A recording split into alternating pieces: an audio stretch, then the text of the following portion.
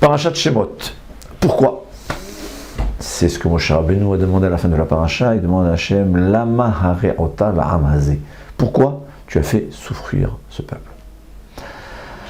Et la réponse est que toute souffrance est une réparation.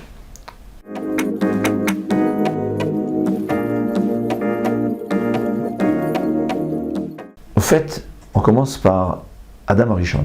Adam Arishon, Hachem a créé un monde presque parfait, on va dire. On pourrait même dire parfait.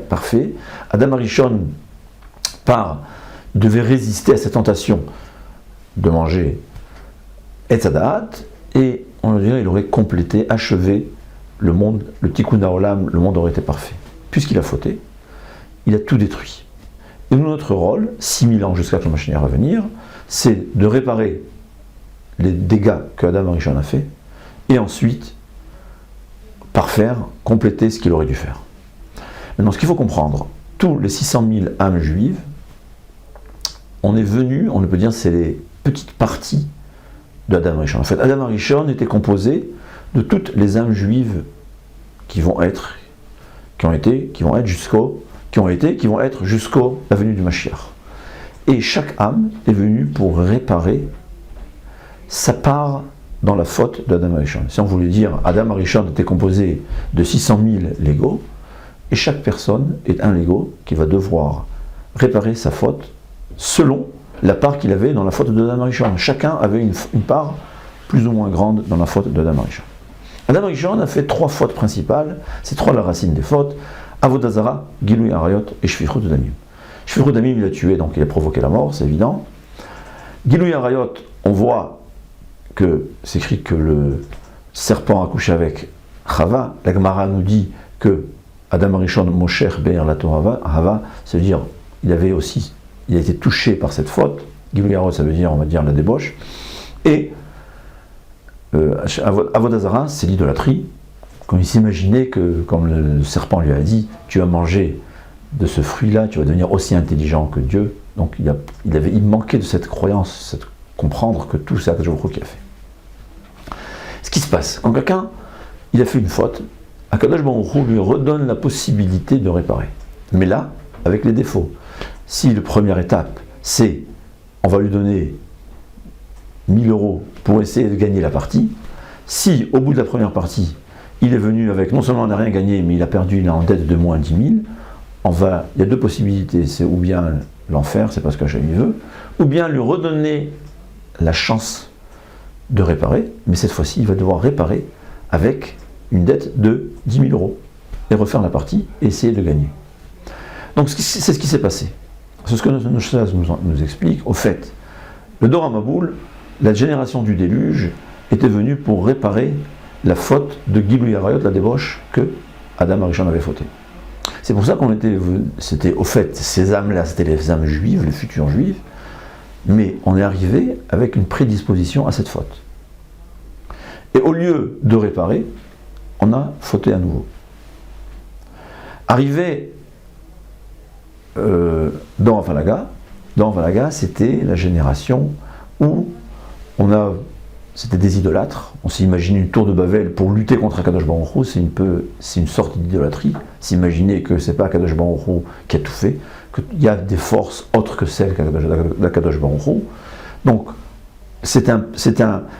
on peut dire, on est venu avec une prédisposition à la Avodah Zara, et au lieu de rejouer la partie et la gagner, on s'est enfoncé encore plus. Et Sodome et Gomorrhe, c'était le meurtre. Comment c'est que la principale faute de Sodome et Gomorrhe, pas comme certains disent, mais la principale faute, c'était qu'ils étaient des anti-chesed. C'est-à-dire, on n'avait pas le droit d'entraider, c'était l'égoïsme total. Et évidemment, c'est ce qui peut amener, c'est la source de la faute de quelqu'un qui peut tuer son ami, c'est un égoïsme total. Et là aussi, au lieu de réparer, on s'est enfoncé encore plus dans la faute. Nous dit le Harizal, Akadosh Baruch Hu nous donne 3 chances. Quand quelqu'un il a fauté, Hachem il le ramène dans ce monde avec 3 fois pour essayer de réparer la faute, mais pas plus.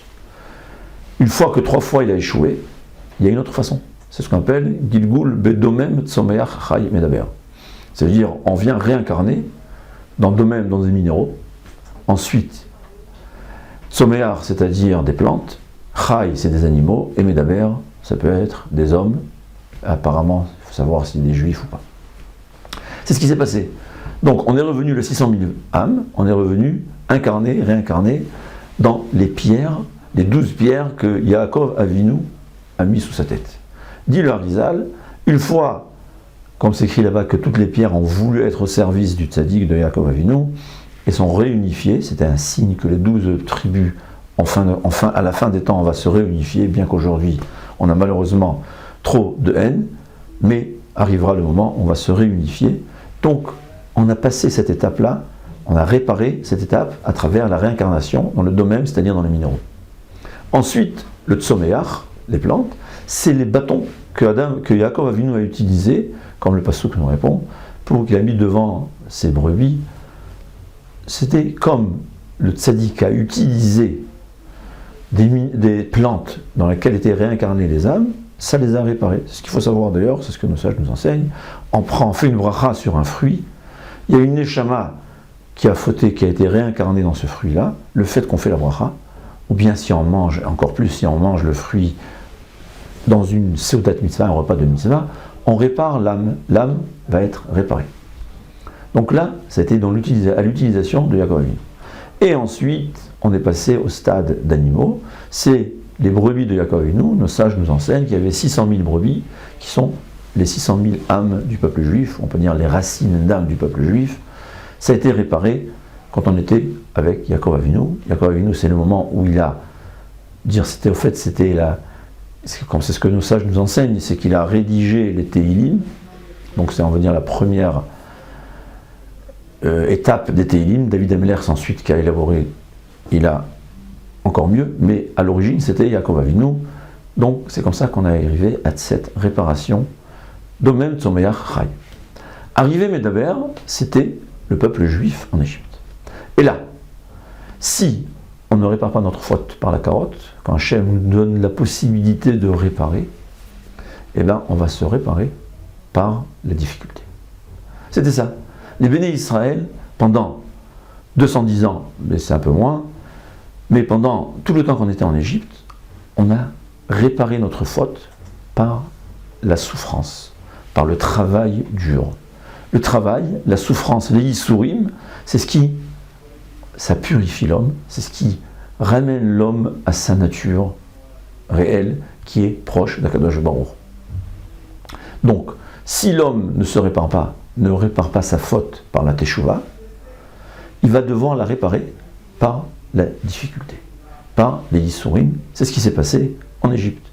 Pendant 210 ans, tel que la Torah nous enseigne, un peu moins, parce que c'était véritablement seulement après que les 12 tribus sont décédées, on a souffert, on a dû travailler jour et nuit pour réparer cette faute-là. Et en réalité, si on était resté tout le temps, on aurait été tellement pur qu'on n'aurait jamais pu faire la faute. Mais étant donné, comme le Harizal nous explique, qu'on est sorti un peu trop tôt, donc la graine qui était restait une cellule, on va dire, cancéreuse de Avodah Zarah, c'est ce qui s'est passé que pendant la faute du veau d'or, ça a germé et ça a repoussé. Mais si on avait achevé notre souffrance, entre guillemets, en Égypte, on aurait été tellement pur qu'on n'aurait jamais pu refauter. C'est ce que le Harizal nous explique et les Mekoubali. Conclusion. Quand on faute, Hachem, il nous redonne la chance de réparer. D'ailleurs, c'est ce que nos sages nous enseignent. Comment c'est quoi la faute, mon rôle actuellement, la faute qui me tente, c'est la faute que je dois réparer. Parce que pourquoi je suis tenté par une certaine faute, c'est que dans ma vie d'avant, on avait justement fauté dans cette faute. Quelqu'un qui a une tendance à voler, des fois on est né voleur, c'est parce que dans le monde d'avant, il est devenu voleur. Et donc son rôle, c'est aujourd'hui naître un voleur par nature et essayer de s'efforcer et contre sa nature pour réparer la faute qu'il a fait dans la vie qu'il avait avant. Et sinon, l'oïdar et l'oïdar, Akadosh Baruch Hu ne nous laisse pas, personne ne va échapper. Si on ne va pas réparer notre faute par la teshuva, la possibilité sera malheureusement par la difficulté. Kol Tov.